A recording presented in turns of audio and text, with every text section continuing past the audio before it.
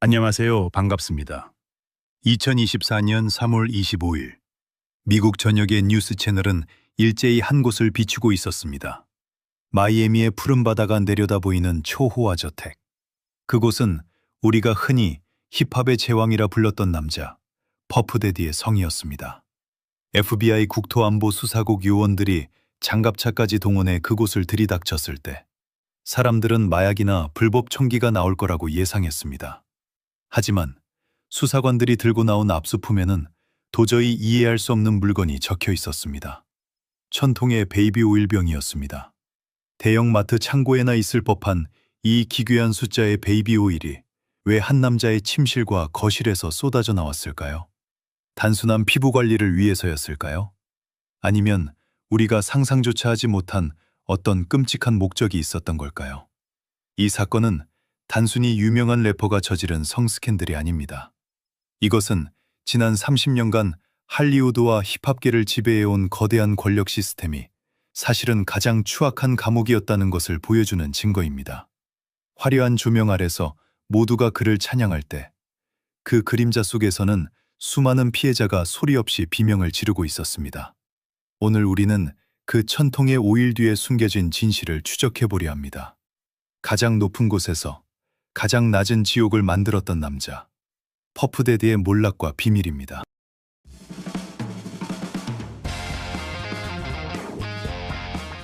이야기를 시작하려면 우리는 시계를 1990년대로 돌려야 합니다. 당시 힙합은 거친 거리의 음악이었지만 퍼프데디라는 남자가 등장하면서 모든 것이 바뀌었습니다. 그는 힙합에 명품 수트를 입혔고 샴페인을 들게 했습니다. 그가 만든 레이블 배드보이 레코드는 이름 그대로 나쁜 남자들의 성공 신화가 되었고 그는 막대한 부를 거머쥐었습니다. 성공한 그는 자신만의 왕국을 건설하기 시작합니다. 바로 전설적인 화이트 파티입니다. 매년 여름 미국 상류층의 휴양지 햄튼에서 열린 이 파티에는 엄격한 드레스 코드가 있었습니다. 초대받은 모든 사람은 반드시 순백색의 옷을 입어야만 했죠. 이 파티의 게스트 리스트를 보면 입이 다물어지지 않습니다. 레오나르도 디카프리오, 제이지와 비욘세 부부, 머라이어 캐리. 당대 최고의 권력과 인기를 가진 스타들이 모두 그의 정원에서 샴페인 잔을 부딪혔습니다. 사람들은 데디를 소설 속 주인공에 빗대어 블랙개츠비라고 불렀습니다. 모두가 그에게 잘 보이고 싶어 했고 그의 파티에 초대받는 것이 곧 할리우드 주류 사회에 진입했다는 인증서와도 같았습니다. 반대로 말하면 그의 눈밖에 난다는 건 업계에서의 매장을 의미했습니다. 그는 단순한 뮤지션이 아니었습니다. 연예계의 성공과 실패를 결정짓는 절대적인 문지기, 즉 게이트키퍼였습니다. 신인 가수들은 그에게 간택받기 위해 줄을 섰고 투자자들은 그에게 돈을 싸들고 왔습니다.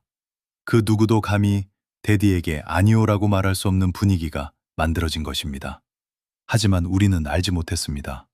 그 눈부시게 하얀 옷을 입은 사람들이 돌아가고 파티장의 불이 꺼진 뒤에 진짜 파티가 시작된다는 사실을 말입니다. 그는 자신의 절대적인 권력을 이용해 아주 은밀하고도 조직적인 시스템을 구축하고 있었습니다.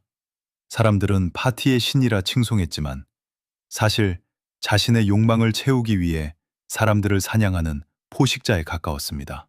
그리고 그 포식자의 그물에 가장 먼저 걸려든 건 보호받아야 마땅했던 어린 스타들이었습니다. 지금 보시는 사진은 2009년 유튜브에 올라왔던 영상입니다. 당시 15살이었던 저스틴 비버와 40살의 션 콤스, 즉 퍼프데디가 함께 있습니다. 영상 속에서 데디는 카메라를 보며 이렇게 말합니다. 우리는 앞으로 48시간 동안 함께 지낼 겁니다. 우리가 어디서 무엇을 할지는 아무에게도 말할 수 없어요. 그건 비밀이니까요. 그는 10대 소년에게 자신의 람보르기니를 주겠다고 농담하며 여자들과 어울리게 해주겠다는 식의 말을 서슴없이 내뱉었습니다. 당시 사람들은 그저 힙합 대부가 신인 가수를 챙겨주는 훈훈한 모습이라고 생각했습니다. 하지만 지금은 사람들의 반응은 완전히 달라졌습니다. 비버의 표정을 자세히 보십시오. 그는 웃고 있지만 눈은 웃고 있지 않습니다. 어딘가 불편하고 압도당한 듯한 모습입니다. 최근 저스틴 비버가 공식 석상에서 보여준 불안정한 모습들, 그리고 이유를 알 수 없는 눈물. 그것은 어쩌면 자신이 겪었던 지옥에 대한 소리 없는 구조 요청이었을지도 모릅니다. 많은 팬은 이제야 그 퍼즐 조각을 맞추고 있습니다. 비단 저스틴 비버뿐만이 아닙니다. R&B의 황제 어셔 역시 10대 시절 데디의 뉴욕 저택에서 일명 퍼프 캠프라 불리는 합숙 생활을 했습니다. 어셔는 훈남 인터뷰에서 당시를 회상하며 묘한 말을 남겼습니다. 그곳에서는 정말 많은 일이 일어났어요. 저는 그 광경을 보며 도무지 이해할 수 없었죠. 그곳은 아이들이 있을 곳이 아니었어요. 성공을 꿈꾸며 뉴욕으로 온 어린 소년들에게 데디의 저택은 기회의 땅이자 동시에 벗어날 수 없는 덫이었습니다. 업계의 어른들은 이 위험한 동거를 알면서도 묵인했습니다. 그것은 데디의 권력이 너무나 막강했기 때문입니다. 부모들조차 성공을 위해 자녀를 그 늑대의 소굴로 밀어넣어야만 했던 것이 당시 할리우드의 비정한 현실이었습니다. 시간이 흘러 성인이 된 비버가 데디를 만났을 때 비버는 눈에 띄게 데디를 피하려는 모습을 보였습니다. 데디가 왜 예전처럼 형이랑 놀지 않느냐 라고 묻자 비버는 당황하며 식은땀을 흘렸죠. 그것은 단순한 어색함이 아니었습니다. 생존자가 포식자를 마주쳤을 때 느끼는 본능적인 공포, 바로 그것이었습니다. 도대체 그 48시간 동안, 그리고 그 수많은 밤 동안 굳게 닫힌 저택 안에서는 무슨 일이 있었던 걸까요? 소년들은 침묵했습니다. 아니, 침묵할 수밖에 없었을 것입니다. 자신의 입을 여는 순간 자신을 스타로 만들어준 그 거대한 손이 자신을 바닥으로 내동댕이 칠 수도 있다는 공포 때문이었겠죠. 하지만 영원한 비밀은 없는 법입니다. 소년들의 침묵 뒤에서 데디는 더 대담하고 끔찍한 시스템을 완성해 나가고 있었습니다. 바로 검찰 공소장에 프리코프라고 적힌 악마의 파티 말입니다. 2024년 9월 뉴욕 남부 연방검찰이 공개한 공소장. 그 속에 적힌 퍼프데디의 혐의는 우리의 상상을 초월했습니다.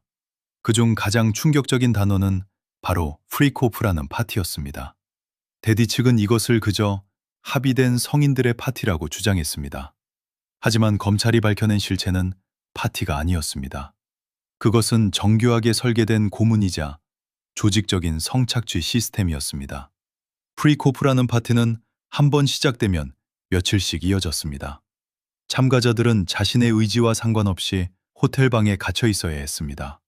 데디는 이들에게 여러 종류의 강력한 약물을 투여했습니다. 약물에 취해 정신을 잃거나 탈진한 피해자들에게는 놀랍게도 수액을 맞춰가며 착취를 지속했습니다. 사람을 사람이 아니라 고장나면 수리해서 다시 쓰는 장난감처럼 취급한 것입니다. 앞서 보았던 1000개의 베이비 오일, 그 기괴한 숫자의 수수께끼가 여기서 풀립니다. 그 오일은 피부 미용을 위한 것이 아니라 며칠간 이어지는 가학적인 행위에서 마찰을 줄이고 흔적을 지우기 위한 도구였던 것입니다. 더욱 끔찍한 것은 이 시스템의 조직성입니다. 데디는 자신의 욕망을 채우기 위해 전용기를 띄워 남성 성종사자들을 주 경계선 너머로 실어 날랐습니다. 이것은 명백한 성매매를 위한 인신매매이자 운송법 위반입니다. 그의 직원들은 호텔방을 예약하고 약물을 공급하고 현금을 전달하는 등 마치 군사작전처럼 이 범죄를 수행했습니다. 그리고 이 지옥의 활용점정은 바로 카메라였습니다. 데디는 이 모든 끔찍한 상황을 몰래 혹은 대놓고 촬영했습니다. 왜 그랬을까요? 개인 소장용? 아닙니다. 이 영상들은 피해자들이 입을 열지 못하게 막는 가장 강력한 족쇄가 되었습니다. 신고하면 이 영상을 전 세계에 뿌리겠다.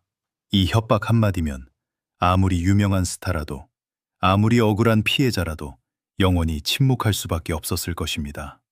낮에는 자선 사업가이자 존경받는 아티스트로 박수를 받고, 밤에는 호텔방에서 약물과 카메라로 사람들을 사육했던 남자. 이 완벽한 이중 생활은 영원할 것 같았습니다. 하지만 그가 간과한 것이 하나 있었습니다. 가장 가까운 곳에 있었던 사람, 자신이 가장 잔인하게 짓밟았던 한 여자가 마침내 그 공포를 뚫고 일어설 준비를 하고 있었다는 사실을 말입니다. 2023년 11월, 굳게 닫혀있던 판도라의 상자가 열립니다. 데디와 10년 넘게 연인 관계였던 가수 캐시 벤츄라가 그를 성폭행 및 학대 혐의로 고소한 것입니다. 사람들은 반신반의했습니다. 돈을 노린 꽃뱀아니냐, 왜 이제 와서 그러냐는 비난도 쏟아졌죠. 데디 측은 즉각 완벽한 거짓말이라며 혐의를 전면 부인했습니다. 그리고 놀랍게도 고소 하루 만에 거액의 합의금을 주고 사건을 덮어버렸습니다. 그렇게 진실은 다시 어둠 속에 묻히는 듯 했습니다. 하지만 2024년 5월 CNN이 입수한 30초짜리 영상 하나가 모든 것을 뒤집어 놓았습니다. 2016년 LA의 한 호텔 복도, 맨발로 복도를 달려 도망치는 여자가 보입니다. 캐시였습니다. 그리고 뒤이어 허리춤에 수건만 두른 데디가 짐승처럼 달려나옵니다. 그는 도망가는 캐시의 뒷덜미를 낚아채 바닥에 내동댕이 칩니다. 그리고 넘어진 그녀를 향해 무자비하게 발길질을 합니다. 그것으로도 모자라 그녀의 멱살을 잡고 질질 끌고 가더니 꽃병을 집어던지며 위협합니다. 이 영상에는 힙합의 제왕도 자선 사업가도 없었습니다. 오직 통제력을 잃은 괴물만이 있었을 뿐입니다.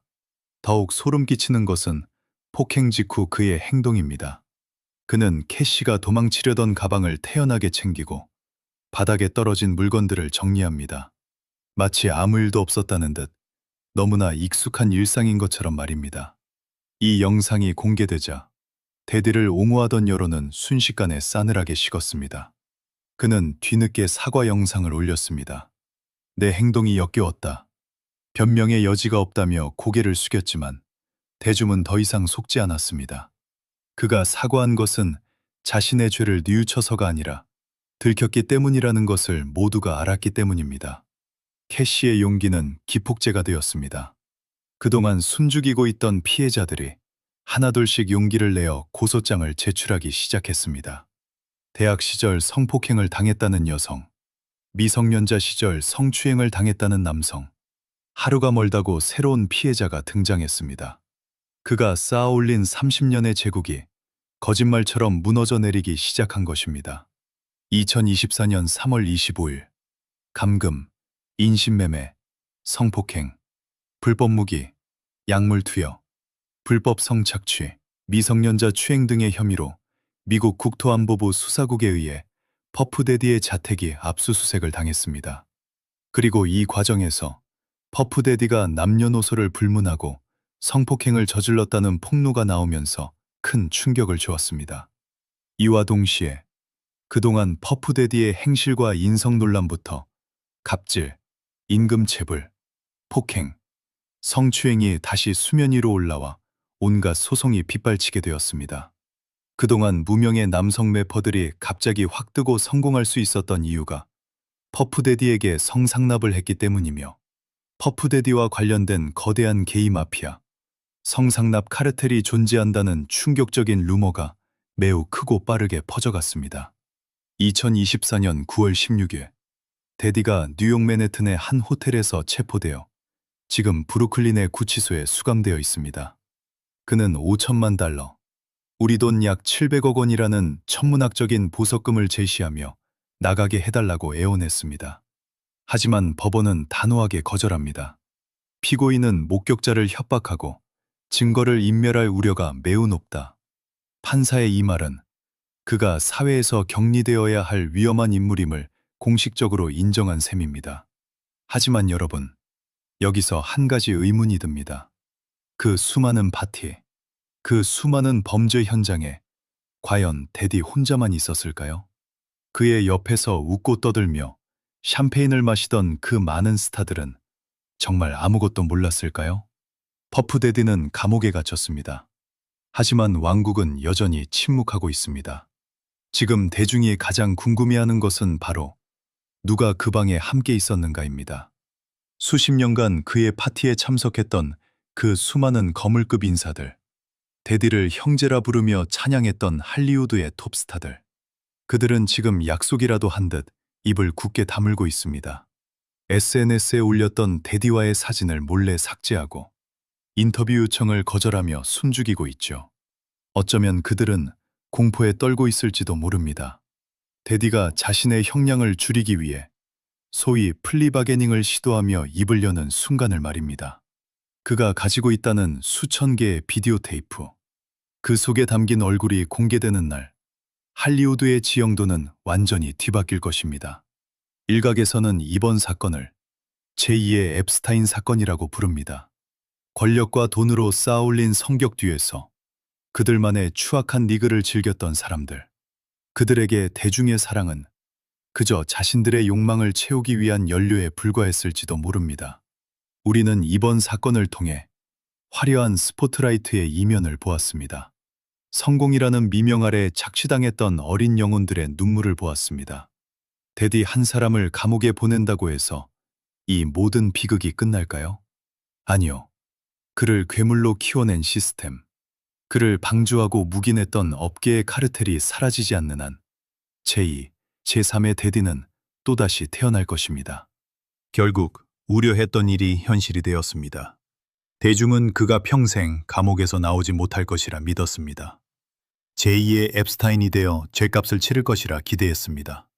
하지만 법의 저울은 이번에도 돈의 무게를 이기지 못했습니다. 2025년 10월 3일, 법원은 그에게 고작 징역 4년 2개월과 벌금 50만 달러를 선고했습니다. 검찰이 그토록 자신했던 성매매 강요와 범죄단체 조직 혐의는 모두 무죄였습니다. 배심원단은 초호화 변호인단의 논리에 설득당했습니다. 그 모든 것은 합의된 파티였으며 강제성은 없었다. 천통의 5일도, CCTV 부속 무자비한 폭행도 법의 눈에는 그저 거친 유의로 보였던 걸까요? 그는 현재 수감 중이지만 이미 카운트다운은 시작되었습니다. 재판 전 구금 기간을 포함해 그가 세상 밖으로 나오는 날은 2028년 5월 8일, 불과 2년 4개월 뒤입니다. 우리가 이 사건을 머릿속에서 지울 때쯤 그는 다시 화려한 저택으로 돌아와 샴페인을 터뜨릴 것입니다. 50만 달러의 벌금? 1조 원 자산가인 그에게는 하룻밤 파티 비용도 되지 않는 돈입니다. 피해자들은 평생을 트라우마 속에 갇혀 살아야 하는데 가해자는 고작 50개월의 휴가를 얻었을 뿐입니다. 할리우드의 공범들 역시 안도의 한숨을 내쉬고 있을 겁니다. 데디가 입을 다무는 대가로 가벼운 형량을 받아냈으니 그들의 비밀 장부도 영원히 묻히게 되었으니까요. 이것이 우리가 믿었던 정의입니까? 오늘의 결론은 씁쓸합니다. 시스템은 괴물을 단죄하지 못했고 돈은 진실을 덮었습니다. 2028년, 그가 다시 사회로 돌아오는 날, 우리는 그를 어떻게 맞이해야 할까요? 여러분의 생각은 어떠신가요? 이 판결이 공정하다고 생각하시나요? 아니면 유전무죄의 전형이라고 생각하시나요? 분노의 댓글 혹은 여러분의 의견을 자유롭게 남겨주세요. 지금까지 퍼프데디의 추악한 비밀이었습니다. 시청해주셔서 감사합니다.